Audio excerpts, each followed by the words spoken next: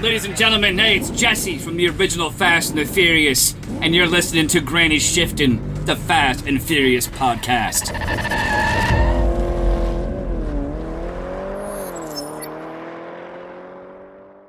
Welcome to Granny Shifting. I'm Ryan. And I'm Jason. And this is minute 87 of Fast and Furious. Welcome back, Jason. Thank you. Welcome back, Ryan. Thank you. And we're in the church. We are in the church. The house of the Lord. Welcome to the house of the Lord, Senior Braga. So this is sort of a slow minute, but I think there's some important... It really sort of references what we've been talking about. You know, We've had this conversation going on about the typical Catholic villain, how they, in movies, are often doing things that are really evil, but somehow they're still like really devout Catholics. Right. So we can get into this here. So they're big believers in forgiveness, that's for sure. Yeah. So Braga walks into the church. He's got a snake skin button up. Is that snake skin? Snake skin pattern. What a classy shirt. Wow. So, but the father, I mean the priest says, what do they call Senior Braga? The Catholic. So they refer to him as father. Yeah. But I think priest. Is a priest? Right? Catholic priest? Yeah. Okay. He calls Braga by name. So like he by him. Braga, not by Campos. Like he knows who he is. So this is interesting because Brian and Dom are overlooking this city before they went in to Mexico. Right. So wherever this is right on the border. Yeah. And apparently Braga's very familiar with this town. Right. Because Braga is recognized. The priest knows exactly who he is. Yeah. Which is interesting to me. This little town, like this is his spot. Or maybe everywhere. Like everybody knows Braga. Like is he big in Mexico or he's big in this town? Like they think they're taking him down this major cartel head, but it's actually just like the drug boss of San Padrino or something. Right. There's just 6,000 of these in Mexico. Right. I also like if he is this big, well-known, powerful guy in Mexico, and powerful enough that the priest at this big Catholic church in a small town, but he recognizes him. Right. That means he knows who Braga is. And you're telling me, with all the FBI's abilities, they couldn't find somebody that would know who Braga was? Right. You know what I mean? Like, yeah, it took them way too long to figure it out. It took them way too long, because I bet everybody knows in Mexico who Braga is. And nobody's confused by that. Right. They've been talking to this guy. I mean, Brian and Dom have been talking to this guy for a while now. Yeah, yeah. So Braga says to Father, he says, don't worry, Father. Everything's going to be fine. And he's looking around very nonchalantly. Well, I feel like he's looking at the church, which is in like shambles, kind of. Oh, he's like, don't worry, everything's going to be fine. Almost unfinished, right? Like the walls are concrete blocks. They have some fancy parts. Yeah. It looks like a concrete warehouse they decorated to look like a church. Yeah. But he does something very interesting here. He hands him a bag.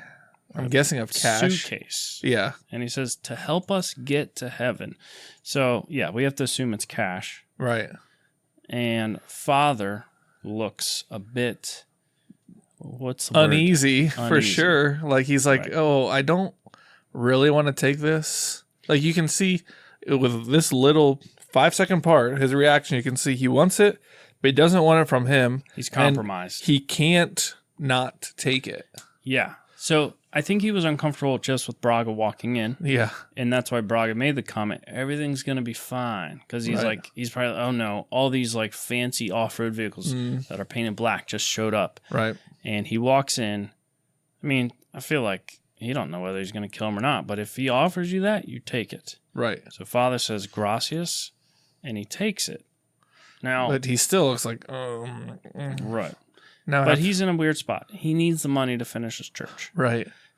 He also, you don't turn down something like that. Right. Because you might just get shot and then they get a new father. Right. But also, apparently he didn't pay attention. Braga didn't pay attention to the teaching of Christ. Why is that? Well, he said, to help us get to heaven. Oh, yeah. So- Money doesn't help that. Yeah, this was like the whole point of Christ coming. Your personal sacrifice doesn't matter anymore. Right. Christ was the sacrifice. Your money isn't going to buy your way in. Your goat, you don't have to kill your goat anymore, you know? So does he... So just to fast forward a bit, he gives a blessing to Braga. The father gives a blessing to Braga. Yes. Before we get into that, are these supposed to be like this? His pockets? Are his pocket flaps flipped up? I think they are. But the button, you can see the button, is it? Or is that how they Wait, are? The button would normally be, he's got some weird pants. Flipped up the other So way. normally you have a flap. Some pants have a flap that overlaps and it buttons down on your back pockets. Yeah. The shape of them, they are clearly flipped up and buttoned because the button is on the pants Right. and goes through the flap. So he's got them sticking straight up. It must be It's just weird. Just fancy weird pants, pants. you know? You don't wonder how much they think about this. Like, this is really weird. Like Right. these pants, like the clothes they get are probably pretty good quality. Right. Maybe it's actually I think there's designer. a warehouse full of clothes. Okay, where's the section for the cartels? But wouldn't they have these are normal khaki pants? Put these khaki pants on. But like, wow, these have this weird. I bet you that's like a style of some brand, and that's how they make them, and that's normal. And we don't know what it is because we're not that fancy. They don't sell those at Walmart and Target. George doesn't make those pants. Yeah. You know the brand George? No. That's Walmart's brand. Oh, really? Yeah. George? George. What did it used to be? Route 66. No, that wasn't Walmart. Yeah. That was just a brand. Kmart. That was just a Kmart brand. was Route 66. Really? Yeah. That was their brand? That was like the brand they sold. Okay. Because I remember being embarrassed. Kmart was like hated on. Oh, yeah. And then I was like, oh, you got your pants at Kmart. Oh, yeah. And I'm like, Route 66. We used to get like our shoes there and stuff. Yeah. That was like, yeah. Yeah. So Being poor. It's fun. but not actually being poor. It's just like living poor. Living poor. Yeah. We didn't realize that till much later in our lives. We're like, we weren't actually poor growing up. Yeah. Our parents, Yeah. I would say both of our families, at least for me, I know our family was like income wise below normal, Yeah. but we lived like very Like every snack you had been expired and bought at a discount and it was grocery. weird. Like we had green ketchup because that's what they had at Amelia's grocery outlet. Yeah. But it worked out well, I think, because I mean, my parents with a lower income were still able to buy some apartment rentals, and they're fine now. The problem is now they don't know how to spend their money. Yeah. Literally, like they finally put air conditioning in their house. Did they? Central Air? Central Air. They put a system in. I think because they're planning to sell it. And I was like, Mom, like people don't want to buy a house that doesn't have air conditioning. Right. Because they used to put the units in, but then not turn them on. My mom, they never would put them in because the noise was too loud, and they used too much electric. Okay, yeah. So they put air conditioning in their house, a big central air system, like good, high end. And my mom's pretty proud of how few of times she turned it on last year. That's what it was. Yeah. We'd be over for like family night and we're all like sweating. It's like 95 degrees at 6 p.m. on an August evening. It's humid. And she's like, oh, I just love having the windows open and all this, still hangs her laundry out. Yeah. I'm getting off on a tangent here. I read a book that was about investing in your future. And one of the chapters was about how to cut spending, different strategies. And I was looking forward to this. Like, how can I like change my life so I'm spending less money? Right. And I was so disappointed with that chapter. Why? Like, I literally have done all these things my entire life.